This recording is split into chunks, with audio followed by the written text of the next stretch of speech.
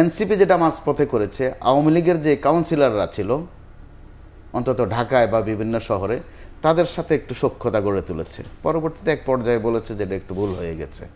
অর্থাৎ জনসম্পৃক্ততার একটা সোপান তারা তৈরি করলেন।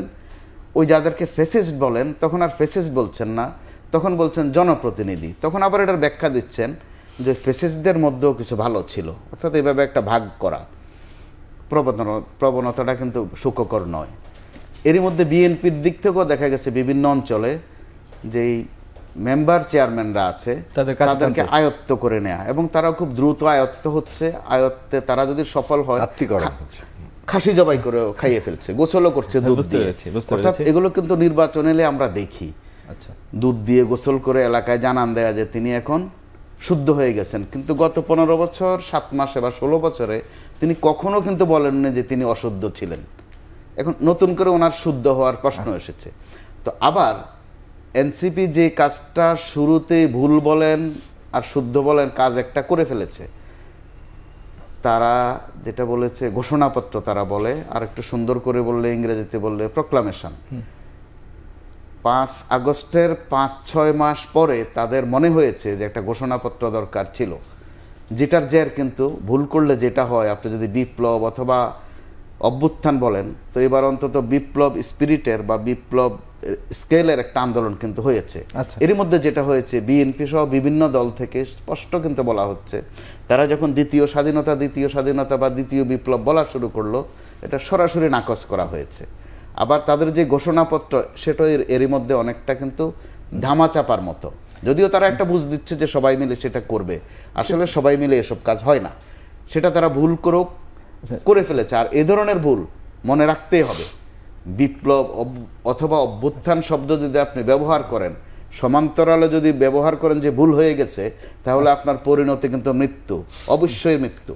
সেখানে গর্দান আর ফাঁসির রশি দুটো একসাথে চলে না, যে কোনো একটা কার্যকর হবে। সেটার পরিণতি কিন্তু এরই মধ্যে হান্নান মাসুদরা শিকার হচ্ছে। তিনি নিজে আহত হয়েছেন, তাদের আরেকজন সহকর্মী মাহফুজ আলমের আব্বা আহত হয়েছেন। এখানে আমার একটু সময় যদি আপনি মঞ্জুর করেন, আমি দুটো উদাহরণ দিতে চাই, 30 সেকেন্ডে শেষ করব। এই ধরনের ছাত্রদের ফ্রন্ট লাইনে ছিলেন, সমসাময়িক সময়ের মধ্যে উল্লেখ করতে হয় তিউনিসিয়ার কথা। ওখানে জেসমিন বিপ্লব যেটা হয়েছিল, ওই বিপ্লবের ছাত্রদের কিন্তু করুণ পরিণতি আমাদের মনে রাখতে হবে। কেউ তারা জেলে, কেউ তারা এখন দেশান্তরী, কেউ বা এখন লোকান্তরে, তারা দুনিয়াতেই নেই। 4টা নির্বাচন হয়েছে, এখনও কিন্তু ওখানে সহিংসতা চলছে। আবার শ্রীলঙ্কায় দেখেন আপনি, মাস 3-4 মধ্যেই ছাত্ররা দ্রুত ক্লাসরুমে ফেরত গেছে, দ্রুত তারা রাজনীতির থেকে সরে গেছে, পরীক্ষা দিয়েছে। আমাদের এখানে ছাত্ররা কিন্তু এখনো ক্লাসে ফেরত যায়নি। উপরন্তু তারা বড় দলের সাথে কিন্তু মুখোমুখি, আওয়ামী লীগের সাথে তাদের মুখোমুখি, আগে থেকে ইদানিং বিএনপির সাথে তারা মুখোমুখি। এতে করে তাদের সামনের দিনগুলো অবশ্যই চ্যালেঞ্জিং, তারা স্বীকার করুক আর না করুক। ধন্যবাদ। পেয়েছি। হান্নান মাসুদ, আপনার কাছে আসতে চাই, সেটা হচ্ছে যে মোস্তফা কামাল যেটি বললেন যে ছাত্রদের কোয়েন পোস্ট, সেটি কিন্তু হাসনাত আবদুল্লাহর একটা পোস্টেও এসেছিল, সেটা রিসেন্টলি না, আরো বিশুদ্ধ আগে, মানে ফাঁসির দড়ি এগিয়ে আসবে যদি আমরা সফল হতে না পারি। তো যাই হোক, সেই প্রেক্ষাপটে আপনার কাছে জানতে চাই যে আপনার নিজের উপর হামলা হয়েছে, এনসিপি কি বিভিন্ন জায়গায় কি প্রতিরোধের মুখে পড়ছে কিনা বিএনপির? আর সেই সাথে আপনাদের যে নতুন বা নবীন দল হিসেবে যে কোন্দলগুলো ইতিমধ্যেই আলোচনায় এসছে, এটা নবীন দলের কি এরকম হওয়া উচিত ছিল? বিপ্লবের ফসল যে দল। না, আমি প্রথমেই বলবো যে আমরা চ্যালেঞ্জের পথটি বেছে নিয়েছি। আমরা হাসি মুখে দেশের জন্য ফাঁসির দড়ি পড়াটাকেই আমরা শ্রেয় মনে করেছি। শ্রীলঙ্কার যে বিষয়টা, যে 4 মাস পরে 5 মাস পরে তারা যে ক্লাসরুমে ফিরে গিয়েছে, কিন্তু তাদের কিন্তু সেখান থেকে তারা রাজাপাকসের পরিপূর্ণ সরকারকে উৎখাত করতে পারেনি। রাজাপাকসের সেই পার্লামেন্টটাই রয়ে গেছে এবং তারাই কিন্তু দেশ পরিচালনা করে গিয়েছে। তারা ঘরে ফিরে যাওয়ার কারণেই মূলত এটা হয়েছে। আর আমরা মাঠে আসি বলেই এখন আওয়ামী লীগ সেভাবে ফিরে আসতে পারেনি। একটা কথা খুব ভালোভাবে বলা হয় যে হয় এনসিপি উঠে দাঁড়াবে, না হয় আওয়ামী লীগ ফিরে আসবে। এটা হচ্ছে চরম বাস্তবতা, কেউ স্বীকার করুক আর না করুক। এখন আওয়ামী লীগকে পুনর্বাসনের কথা যাই বলেন, মানে আওয়ামী লীগকে যত জায়গায় দেখেন কমিটিতে, মানে যতগুলাই কমিটি হচ্ছে নতুন নতুন বাংলাদেশের একটি বড় রাজনৈতিক দলের যাদের দীর্ঘ সময় ধরে আওয়ামী লীগের বিরুদ্ধে আন্দোলন সংগ্রাম ছিল, প্রত্যেকটা কমিটিতে 8-10 জন 20 জন করে আওয়ামী লীগের প্রতিনিধি আছে, আওয়ামী লীগের দায়িত্বশীল লোকজন আছে।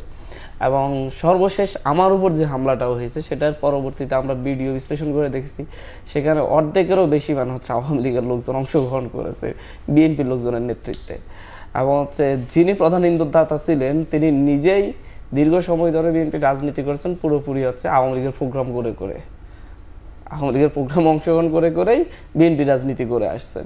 এবং এইটা নিয়ে হচ্ছে সবচাইতে আরো হাস্যকর বিষয় হচ্ছে ওনার ব্যাপারে দলের সেন্ট্রালে সকল ডকুমেন্ট সহকারে ওই দলের লোকজনই পাঠিয়েছে যে হচ্ছে আওয়ামী লীগের লোক হিসেবে এখনো আছে, আওয়ামী লীগকে পুনর্বাসন করতেছে। যাই হোক, বিষয়টা যতটুকু আগাচ্ছে আমরা আসলে মুখোমুখি হচ্ছি, চ্যালেঞ্জের মুখোমুখি হচ্ছি। আসলে ভাই যেটা বললেন যে হচ্ছে ভুল, আমরা আসলে হচ্ছে আমাদের বিভিন্ন জায়গায় প্রথম থেকে আমরা বিভিন্ন ধরনের ভুল করে আসছি, যে ভুলের মাসুল আমাদেরকে দিতে হচ্ছে, শুধু আমাদেরকে না, এই ভুলের মাসুলটা হচ্ছে দীর্ঘ সময় ধরে এই জাতিকেই দিয়ে যেতে হবে আর কি।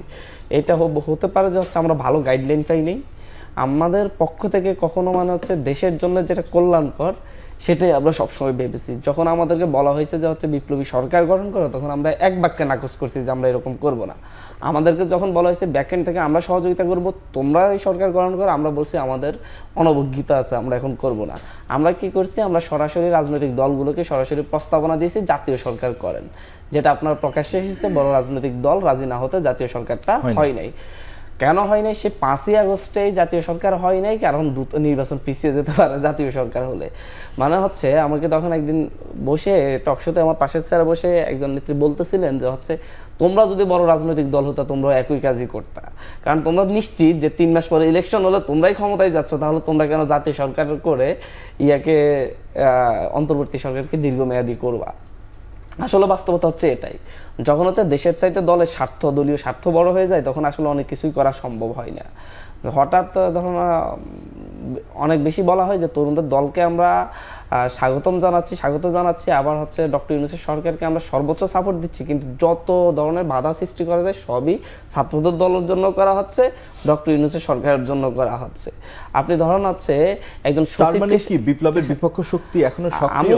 আমি এটা বলছি না, সবাই বিপ্লবের বিপক্ষ শক্তি বললে তো আওয়ামী ন্যারেটিভ হয়ে যাবে যে হচ্ছে যে আমার কথার বাইরে সেই রাজাকার হয়ে যাচ্ছে। আমি এটা বলছি যে হচ্ছে দলীয় স্বার্থটা আবার বাইরে দেশের স্বার্থটাকে প্রাধান্য দিয়ে রাজনীতি বাংলাদেশে হচ্ছে না। ছোট ছোট রাজনৈতিক দলগুলো অনেক ক্ষেত্রে চেষ্টা করতেছে, বাট হচ্ছে তারাও বিভিন্নভাবে কুলিয়ে উঠতে পারতেছে, বড়রা করছে না, বড়দের কারণে হচ্ছে না। তো এই জায়গায় আসলেই ব্যাপক বাধার সম্মুখীন হওয়া, এবং হচ্ছে আমরা এই জায়গাটা থেকে আমাদের যেই লড়াইটা আমরা ওই যে 5ই আগস্ট শেষ হয়ে যেতে পারতো, সেই লড়াইটা আমাদেরকে এনসিপি নাম দিয়ে সেটাকে আমাদের আরো আগামী কত বছর চালিয়ে যেতে হয় সেটা দেখা। ধন্যবাদ। বাট আমরা আমাদের সেই ট্র্যাকেই আছি, আমরা যেটা চেয়েছি সেটাতেই আছি, আমাদের যে দাবিগুলো দিয়েছিলাম আমরা সেগুলোতেই আছি। হয়তো এই সরকার আমাদের বিভিন্ন দলের বাধার কারণে হয়তো এই সরকারের সেই দাবিগুলো পূরণ করতে পারবে না, তাহলে সেটা নিয়ে আমাদেরকে কি করতে হবে, মানুষের দ্বারে গিয়ে মানুষের সমর্থন নিয়ে আমাদেরকেই করতে হবে।